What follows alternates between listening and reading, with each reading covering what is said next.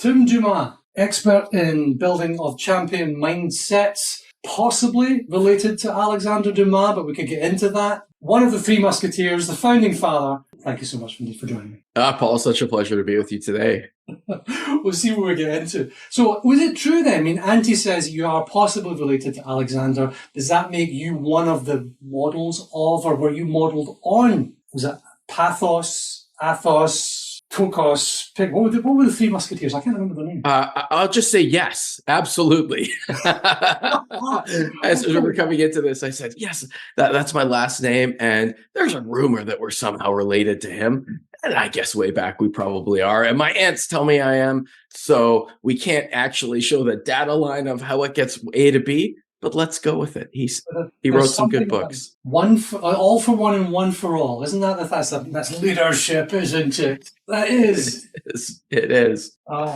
If everything goes well, it's your fault. If everything goes badly, it's my fault. That's the way it should be. It's really what a coach is, right? I'll take it on my shoulders and I'll deflect the grace when we win, and I'll take it on my shoulders when we lose. That's the best ones. The best ones is that. How did you then first become a people manager? What ended up happening to you? Well, I think I really fell into it. I started managing people in the family business, and I realized quite quickly that I didn't know what I was doing. And this is someone who I'd read leadership books. I knew what leadership was. I was a leader, a captain on many teams throughout high school and university. But I realized pretty quickly I didn't know what it was. So I went to managing this this restaurant in my 20s, and I thought I would be a great leader. And I walked in to that first meeting with all these people, and I sat in the room, and I was going to address them, and I was going to bedazzle them with this speech on leadership. And as I spoke to them,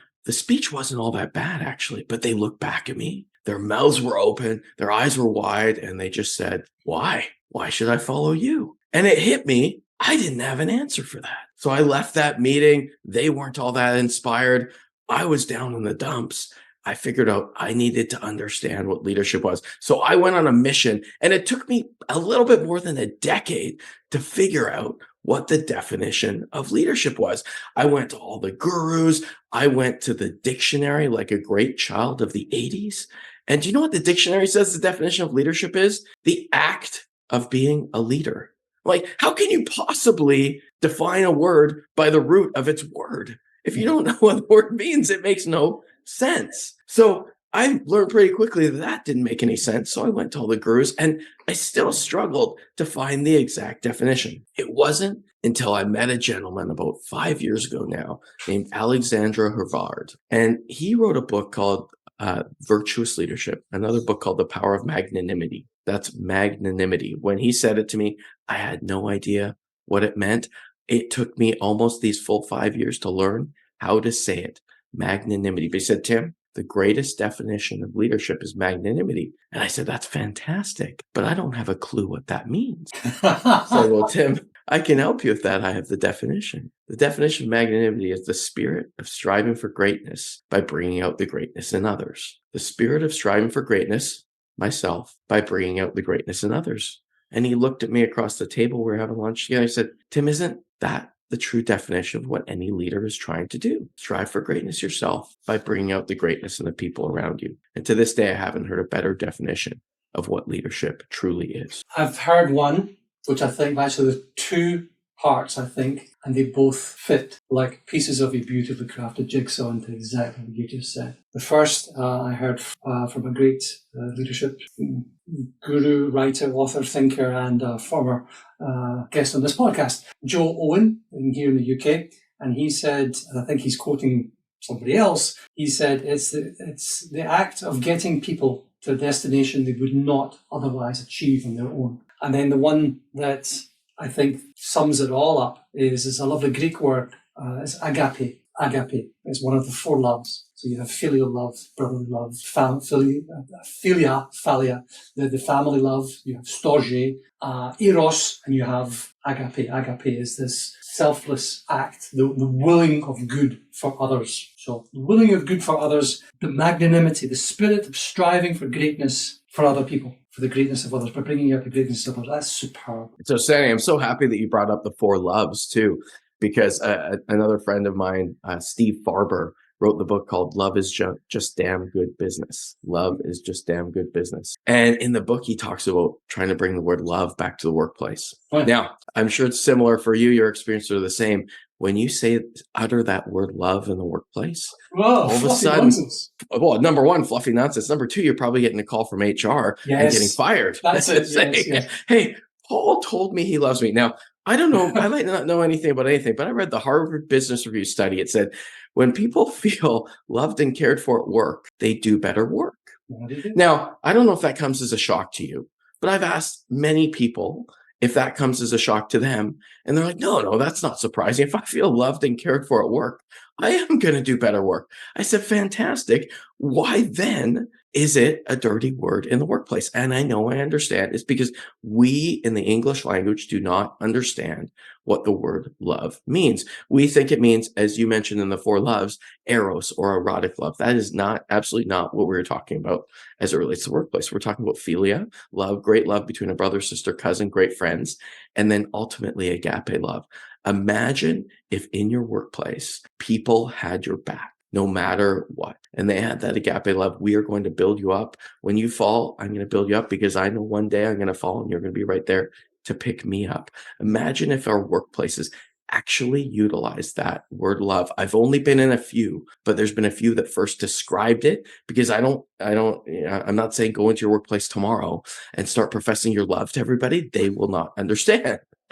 And you will get a call from HR and you may not have a job tomorrow. However, if your organization starts to operationalize it, understand what that means and put that out to the greater team, that's when the magic will happen. Without question.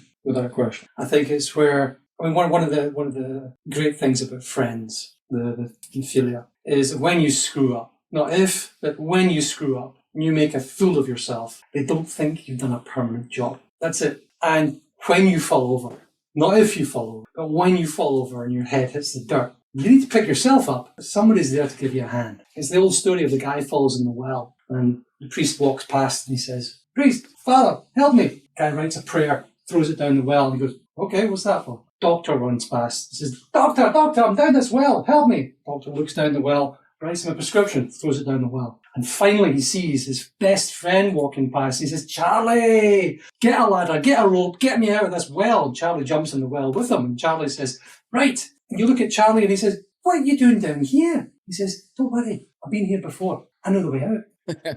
He's there with you to lift you out. Your friends are there with you. The agape there is the willing of good for other people. But the but is, how do you operationalize it? You said when you operationalize magnanimity, when you operationalize agape love in the workplace, miracles happen, and they do. They absolutely do, consistent. And I've seen it without question. But how? Or is that the right place to start? Is it?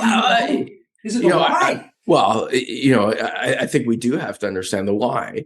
And the why really is, there's a great quote by Jim Collins that we begin with the end in mind. That I think many people have been attributed with that quote, right?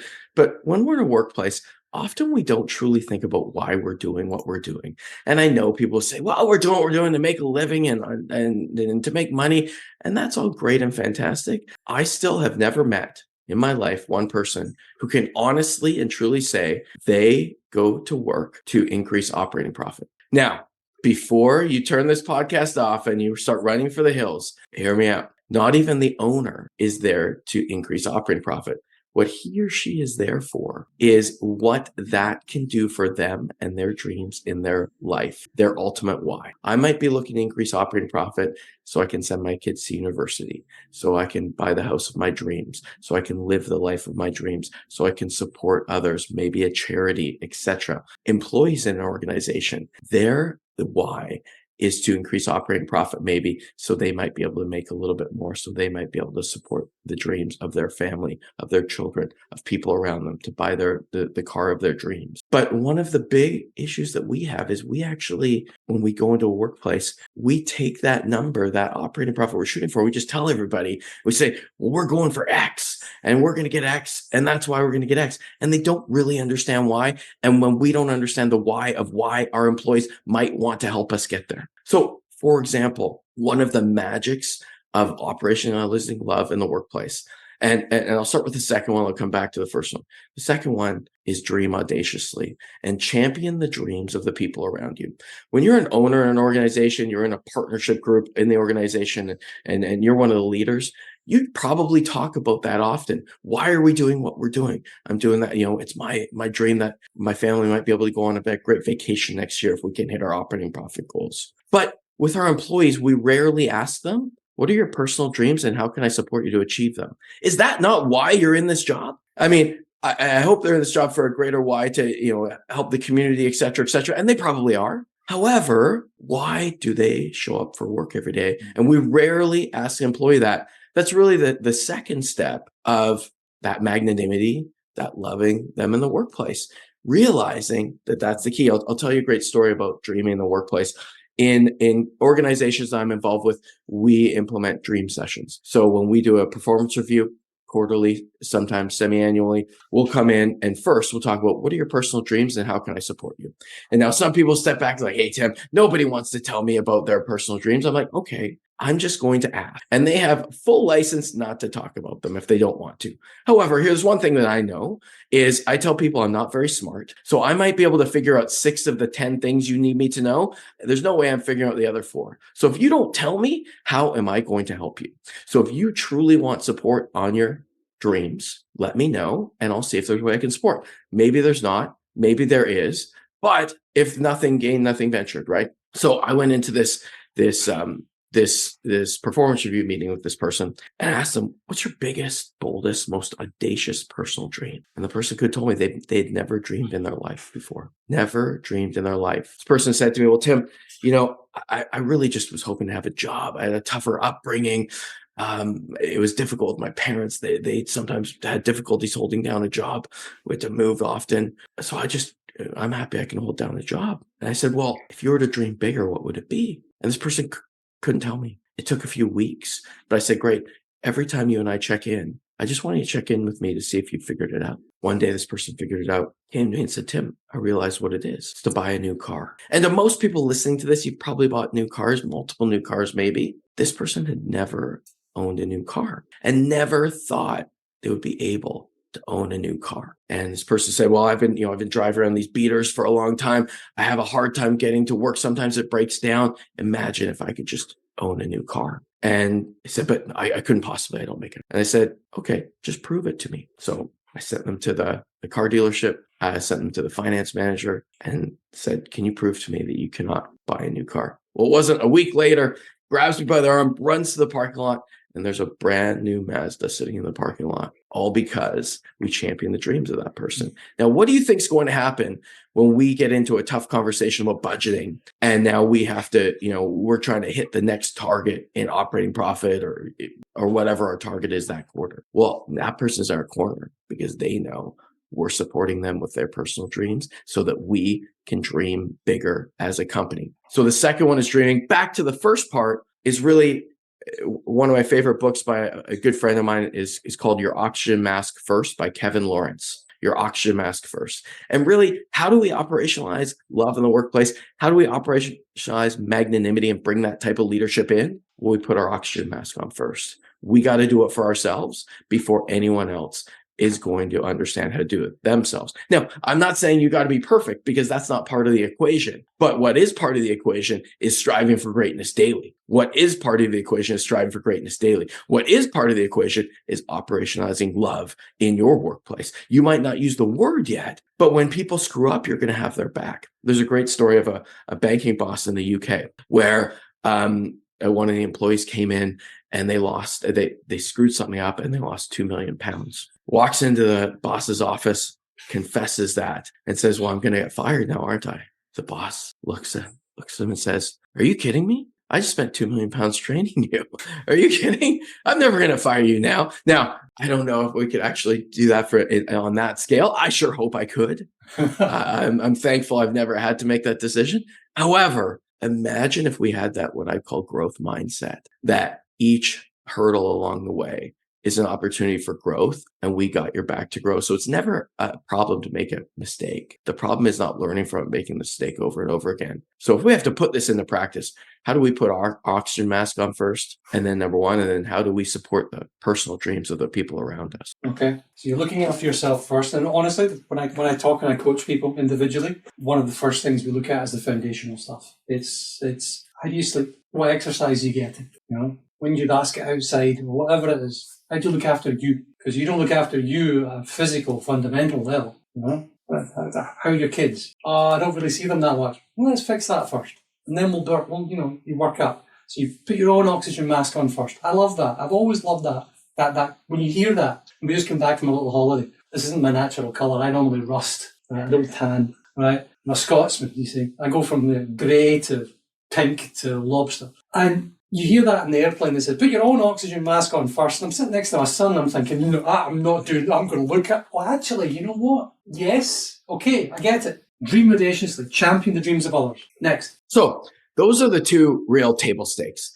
And we started talking about mindset now. So if we're going to bring in this mindset of leadership in the workplace, of championing the dreams of others in the workplace, there's 4 ways that we can do it. Table stakes are, number 1, putting our oxygen mask on first. Number 2, dreaming audaciously and championing the dreams of the people around us. And once we've set up those table stakes, there's 4 ways we do it. And we've already alluded to some of them, but they're these. They're number 1, win the day. And that alludes to a lot of your oxygen mask on first. And we'll talk about that in a minute.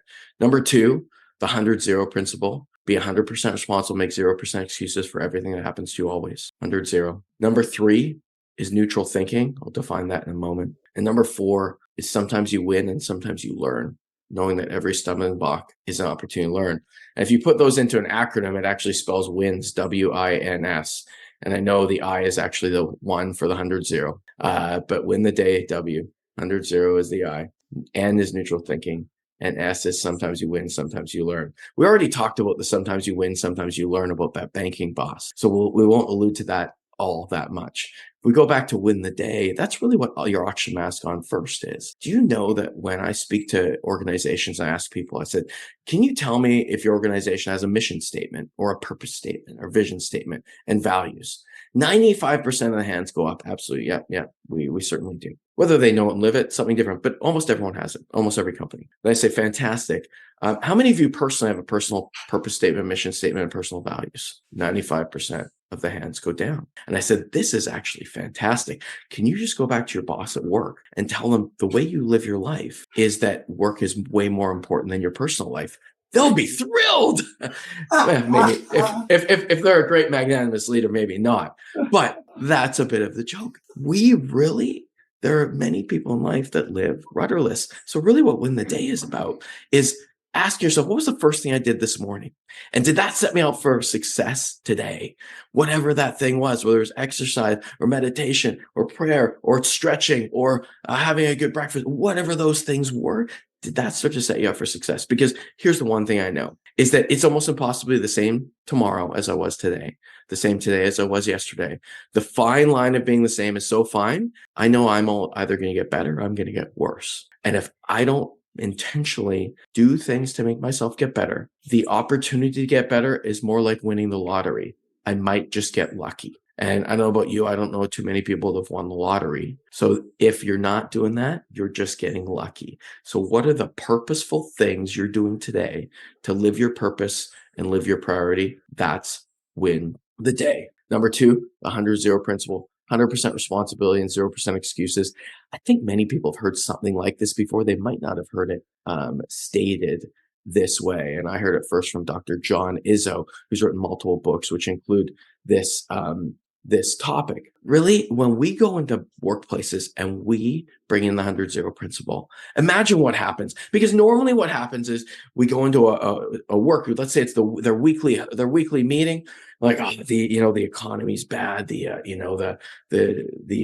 people down the street are selling it for cheaper than us. There's so many excuses and reasons why we're not doing well. Someone else is out sick. When we just throw that out and we say, I'm not devoid of hearing what's happening, but I'm only interested in it as it relates to what we're going to do to make it better tomorrow. So People joke with me. They're like, Tim, you're the person that cares the least, that cares the most. And I know that doesn't make sense. But when I walk into these meetings, people make excuses. I just simply say, I don't care. If you didn't hit your targets last month, I don't care. What I care about is what you're going to do to achieve them tomorrow. And I don't know what the exact right answer is because there's multiple potential right answers. What I care about is that we're using the data to understand what to do tomorrow to get to our ultimate goal. And that leads to neutral thinking, which is simply the Stockdale paradox. Many people know the Stockdale paradox. The Stockdale paradox simply states understanding the brutal facts and the brutal reality of where you are today with unwavering faith that you will achieve your success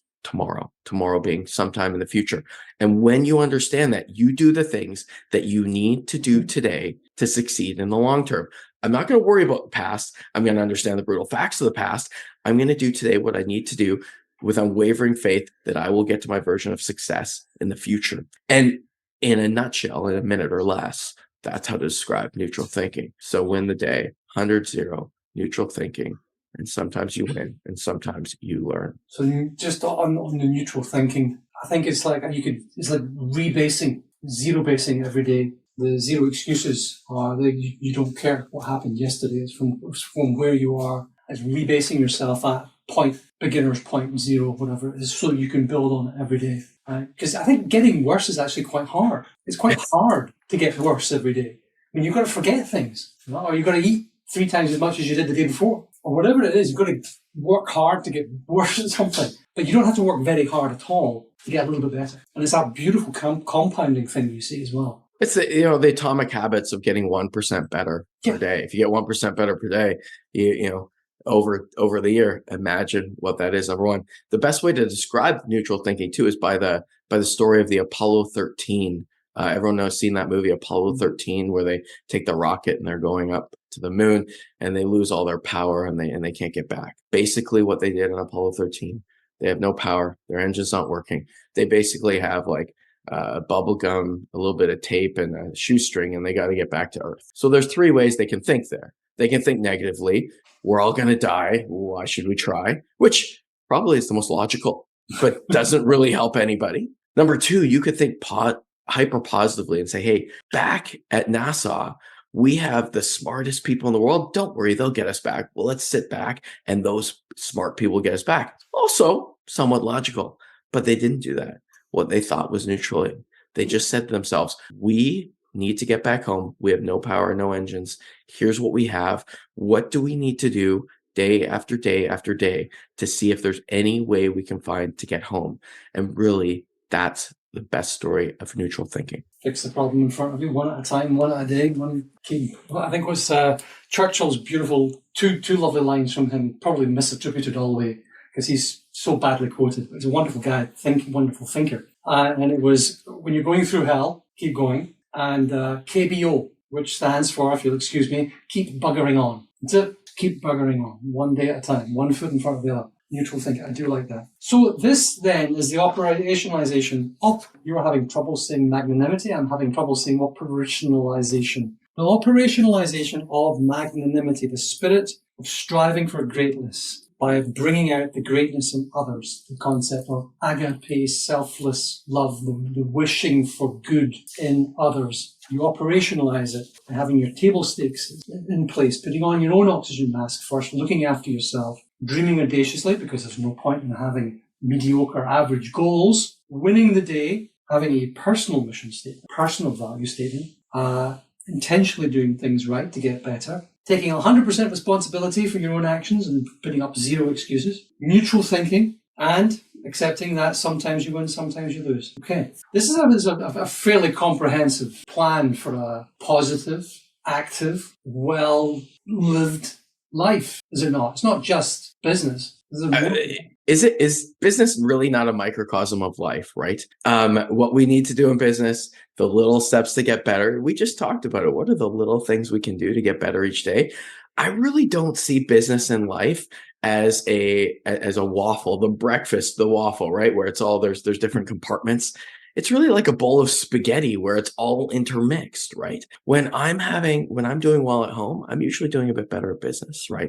When I'm doing poorly at home and there's some difficulties happening, I struggle to make that, to take that out of my head in business. The old theory of people walking in the door and saying, leave all your problems at the door, that's a really nice thing to say. I have not seen it operationalized all that well. Some people can do it better than others, but if we really have a difficulty in our personal life, do we, or can we not bring that to work? And generally the answer is no, we do bring that. So what workplaces, the leadership in workplaces is, how can we create great people? It's now widely known that the number one asset in an organization is its people. And we know in the data that if we have 90% or more great people, great things are going to happen most of the time. So when we actually invest, and not necessarily money, a little bit money, but a lot of time, energy, effort, and mostly care into those people, that's really when the magic starts to happen. And it is the simple things. It is the simple things. I think it's the basics are magic too. The simple acts, the simple tasks, the simple skills done very well, I think, turn the managers, the leaders around you into this great big lever you have for growth. If you pull it in the right way, magical things happen. Is there, amongst all of the different titles and books and things that you've mentioned over this conversation, is there one perhaps that you recommend or gift more than any other? That's a great question. Some of those that I mentioned today, Your Auction Mass First is one that I gift very often. The other one about the power of magnanimity is one I gift often, because it's really a word that people don't know or understand. So really understanding that is helpful. In the business world, really the business book of building like this really comes down to Jim Collins' Good to Great. Wow. And Scaling Up by Verne Harnish. And so those are really the operationalized, they have the nuts and bolts of business, and the others are really how to build that into your personal life and your business, the power of magnanimity, and Your Auction Mass First. And the other book that I mentioned that's really impactful is Steve Farber's Love is Just Damn Good Business, because at the time when I read it, I just hadn't heard love in the business world all that much. So it's actually, it hits you like a ton of bricks, that this is actually what's expected of me. I'm expected to love the people I work with. And, my wife jokes sometimes that she's like, hey, my vow said I need to love you, not like you all the time. And so that's when she's, not as happy with me. But isn't it the same thing in the workplace? Someone says, well, I don't really like that person. I'm like, well, I don't really care. You can still love them. Love is an action. It's not a feeling. So really understanding that. And now I think about all the people that I've worked with in the workplace that, let's say, we're not so alike. But when I ask them about their dreams, I put any judgment aside and I say, what are your dreams? They're not the same as mine. Because if people come into an organization and say, this is the way to live life and this is the way to run an organization, number one, it just doesn't work, right? I call it the 6 kids syndrome. My wife and I have 6 kids and we have a great life together. Very, very happy. But if I were to come to you, Paul, and say, well, the way to be happy, Paul, is to just have 6 kids. People laugh all the time. It's completely ridiculous.